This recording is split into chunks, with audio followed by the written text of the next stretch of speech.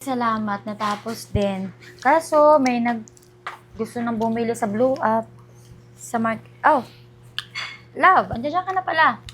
Ilang beses ko bang sinabi sa'yo na huwag mo nang gagawin yan, ha? At bakit naman? Wala naman akong magawa. Hobby ko na yan. Tsaka sayang din yung talent. Bakit? Diyos ko, Arian! Sa araw-araw na lang na ginawa ng Diyos, hindi ka na lang nakikinig sa akin. Teka lang muna. Wala ka ng future sa ganyan eh. Grabe ka naman mang down. Wala naman masama kung nagpipinta ako. At saka, yan, malaki ang pwedeng pagbentahan yan. Tignan mo nga, pinost ko sa Blue Up. Meron na agad gusto bumili sa marketplace. Kaya kikitain ko siya para... Magkano kikitain mo dyan? 100? 200? Ha? Ha? Namang maliit ang tingin mo. Nasa 1,000 rin yan, ha?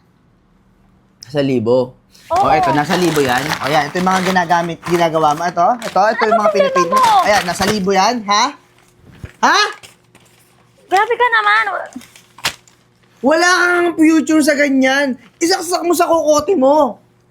Imbis na yung oras ng paggagawa mo ng mga paint na yan, nililinis mo ng kusina, ng kubeta. Di mas maayos yung buhay natin ngayon. Mas maayos yung pakikisama ko sa'yo. Renz, bago ako gumawa niyan, tinatapos ko lahat ng mga gawaing bahay. Wala naman ako nami-miss out eh. Pati yung mga uniform. Ang sabi ko, itigil mo na yan, ha? Itigil mo na yan! Ano ba yan? Ano ba yan? Dinig na dinig kayo sa kapitbahay ah. Kasi itong buwisit kong asawa, lagi na lang nagpipinta. Yung mga paint na buwisit na yan, tingnan mo, binibenta pa sa online, nakakahiya ka. Nakikita ng mga kaibigan ko yan. Magkano mo binibenta? 200? 100? Nasa 1,000 rin to. Grabe ka naman, makapanghusga. Nasa 1,000? Walang bibili ng 1,000 yan. Gusto ko lang din naman tumulong. Kahit pa paano, mapagbebentahan ko niyan. Pagdagdag pag maternity, pag nanganak ako. Oh, problema ba yun? Hindi na nagagawa yung mga gawaing bahay. Kita mo na? Inaasa mo na lang yata lahat kay mama eh. Ma, hindi pa nga, lalabas ka na lang pagkakain ka. Kailangan nakahain na lahat. Oo, di ba? Maglalaba ka, uutusan. Maglilinis, uutusan ka pa.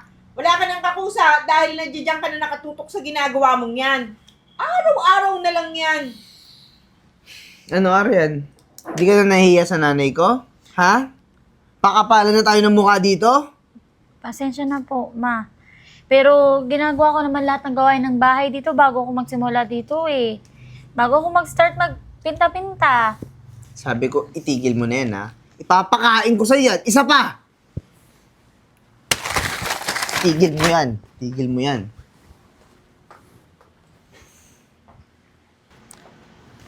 Sinasabi ko na sa'yo eh. Pagdating ng asawa mo, asikasuhin mo yung gaya nung kakain na yun doon. Ayusin mo na, hindi yung dyan na yung asawa mo, tuloy ka pa din dyan sa ginagawa mo. Sige po, ma.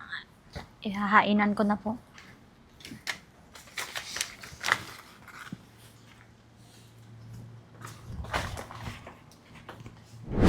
Happy birthday to me.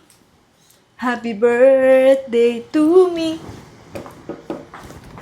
Ma! Ma! Happy birthday. Happy birthday po. Ito po regalo ko sa inyo. Ang regalo mo sa akin, eto?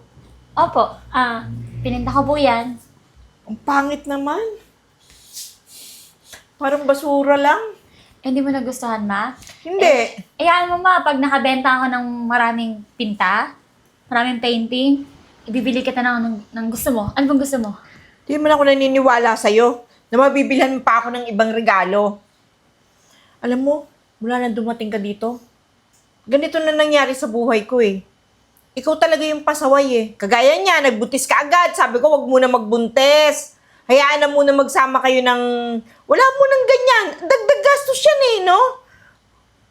Dati pag birthday ko, ang daming handa sa lamesa. Ngayon, kung di ako magluto, wala. Kasi nga, gawa ng budget. Ikaw talagang, ano eh. Dapat sa'yo, mawala ka na dito eh. Pasensya na po. Babawi naman po ako. Tsaka yung pagpipinta, ano lang naman po, past time ko lang naman po after po ng lahat ng mga gawain dito sa bahay. Kagaya niya, pinta-pinta. Wala ka nang ginagawa kundi puminta ka na lang ng puminta. May nangyayari ba?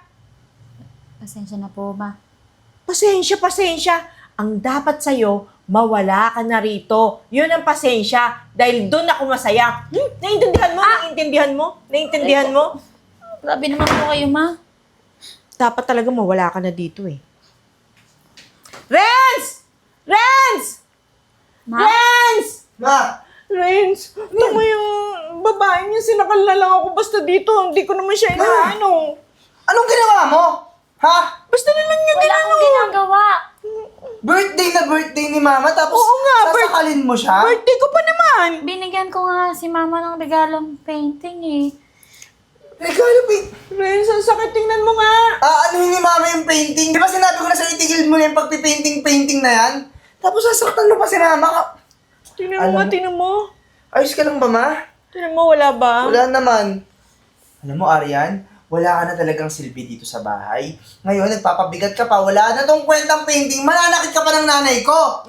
Ikaw mo, ikaw ang magbigte kung gusto mo. Alam mo, Ma? Pasensya ka na talaga, ha? Kasi dapat matagal ko nang ginawa to. Ngayon, Ano? wala ka ng asawa at wala ka ng bahay dahil lumayas ka na ngayon. Lumayas ka Teka na. lang. Sumasakal ko yun sa'yo, ha? wala akong Lumayas ka na. titirahan, Ren. Lumayas ka. Kawawa naman kami. Lumayas ka. Ma?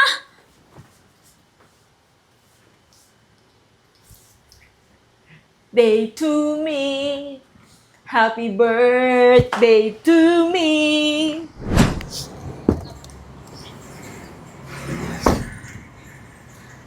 Miss? Ay, ma'am. Ay, pasensya na po ah. Tumambay muna ako ng saglit dito. Ay, okay lang. Wala yung problema. Teka lang, nandito ka nakatambay. Eh, buntis ka. Mainit yung panahon. Baka mapano yung baby mo.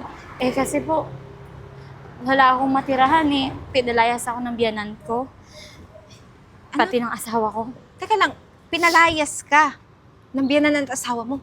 Hindi ka man lang pinagtanggol ng asawa mo? Hindi po eh.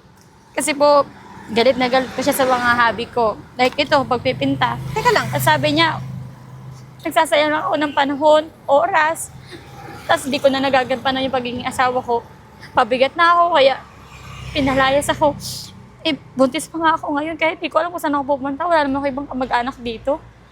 alam mo, sa mga ginawa nila sa'yo, pagsisisihan nila, tingnan mo. Ang ganda ng gawa mo. Hindi Talaga nila po? na-appreciate yung talent mo. Alam mo, ganito na lang. May naisip ako. Tutulungan kita. Kasi isa akong director ng gallery. Diyan sa city natin. Saan po? Sa may POTG? Oo, doon. Tama. Alam mo, itong mga gawa mo, kung ito yung problema mo na baka walang kumuha, ilalagay ko to, i-display ko to. Kung may bibili, ibibenta ko. I mean, ibibenta ko, pero sa'yo ko ibibigay yung pera. Naku, maraming salamat po. Malaking tulong po sa akin yun, lalo na po sa akin. Malapit na po yung kabuanan ko. Ako, huwag ka mag-alala. Tutulungan kita kasi sa nakikita ko sa'yo, mabait ka naman, may potensyal, at isa pa, masipag ka.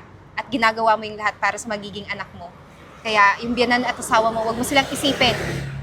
Ang sigurado at lagi mong pahalagahan yung magiging baby mo ngayon.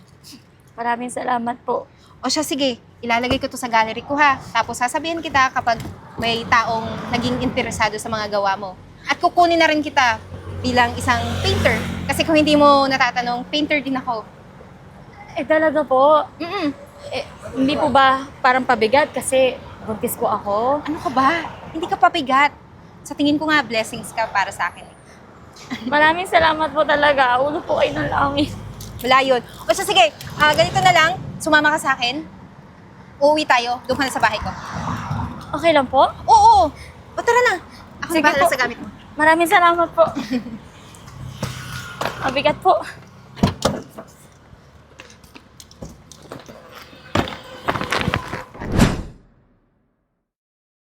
Naku, Miss Arian, tingnan mo. Yung narating mo. At ibang-iba ka na talaga kesa sa dati.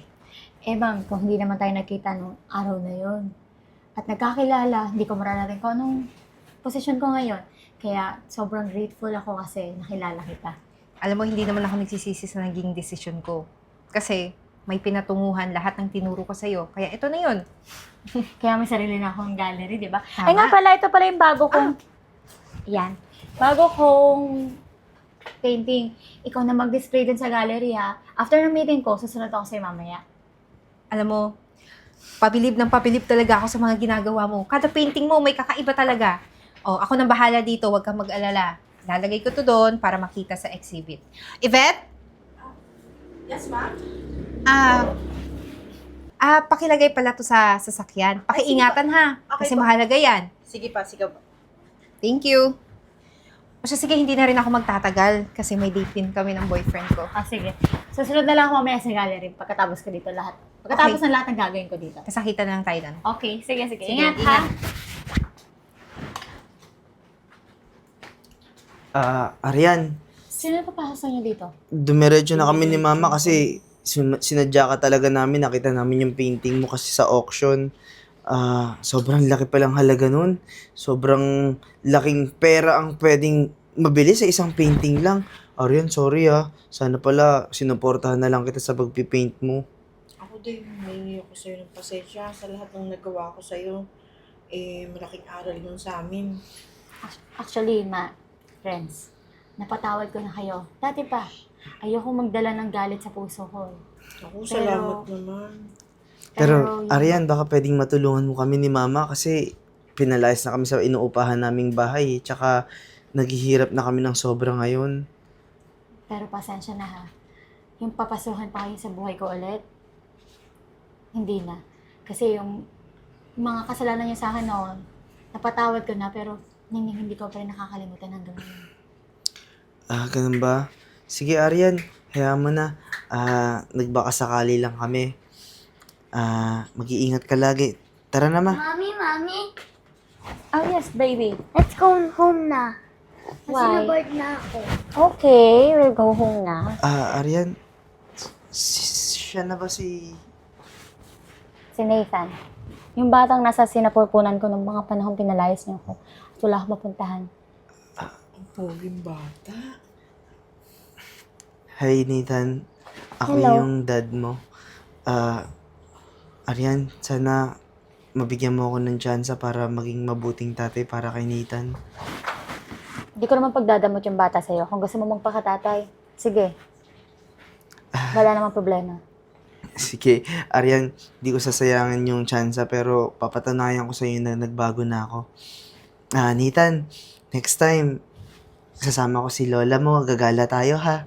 Okay. Bye-bye. Bye-bye. Bye.